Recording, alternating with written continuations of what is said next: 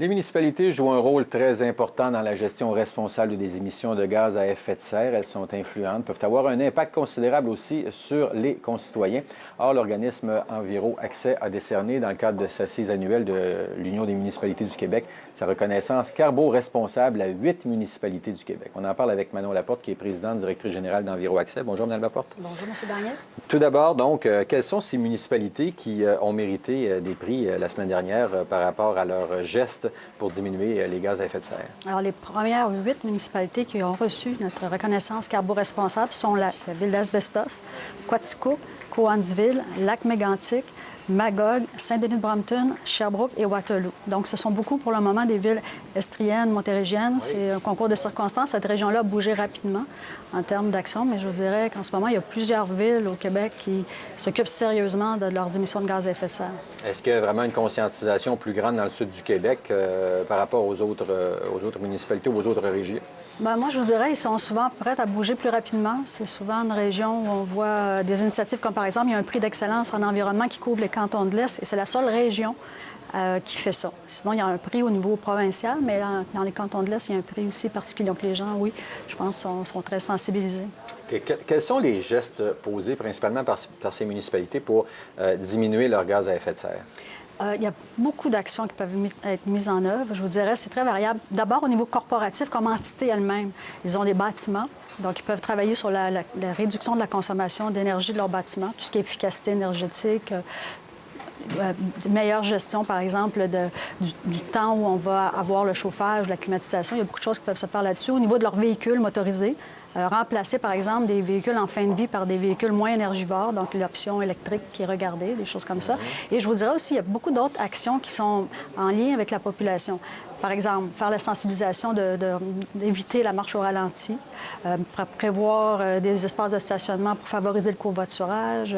Il y a vraiment là, une panoplie d'actions. Je vous dirais, ce qu'on a vu à l'échelle actuellement du Québec, là, on a plus de 300 actions qu'on a répertoriées qui permettent de réduire les émissions de gaz à effet de serre. Donc, ça peut être la municipalité elle-même, oui, mais aussi les gestes qu'on demande aux citoyens de poser. Exactement. C'est de la sensibilisation qui peut être faite à différents niveaux et ça a un impact majeur. Et donc, la Ville, en faisant elle-même ses propres actions pour ses propres émissions, je pense, montre l'exemple. Et ensuite, peut aussi jouer un rôle important là, au niveau de l'influence qu'on peut créer auprès de la population. Vous avez nommé 8 municipalités de différentes grandeurs, de population. Est-ce que c'est plus facile, vous croyez, de diminuer les gaz à effet de serre dans des petites municipalités où on est plus proche des citoyens ou dans des grandes organisations comme la ville de Sherbrooke, par exemple, où on a peut-être plus de possibilités d'agir? Bon, moi, ce que je pourrais vous dire jusqu'à maintenant, c'est une question plus de volonté, de vouloir faire des choses. C'est sûr que les actions peuvent être très différentes. Par exemple, une grande ville, on va parler d'améliorer le transport en commun. Je vais vous dire, c'est pas le même genre de défi.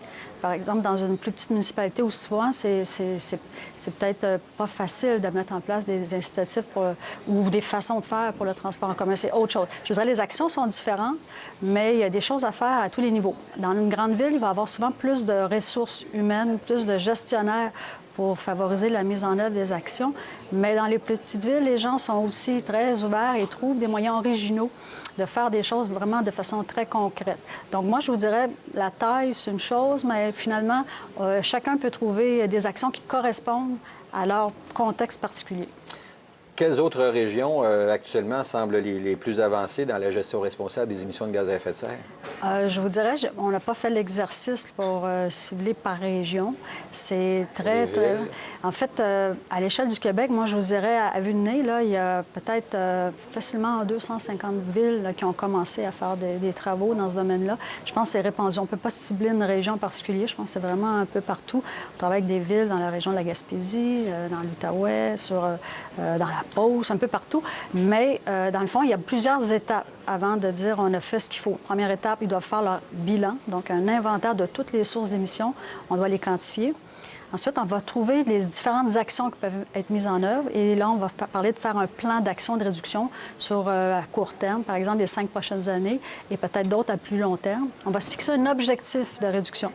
Je vous dirais, ça, c'est quelque chose aussi, si vous voulez avoir un peu de chiffres, globalement, on retrouve des actions qui permettent de réduire à peu près de l'ordre de 2 Vous allez me dire, c'est peut-être pas beaucoup, mais à l'échelle d'une municipalité, ça représente quand même des choses majeures. Alors, ces municipalités-là, vous les accompagnez, vous les aidez à, justement, bien atteindre leurs objectifs, bien les fixer aussi. C'est surtout identifier les actions, quantifier les réductions, et je vous dirais un aspect qu'on pense pas toujours, mais il faut aussi que ça soit rentable.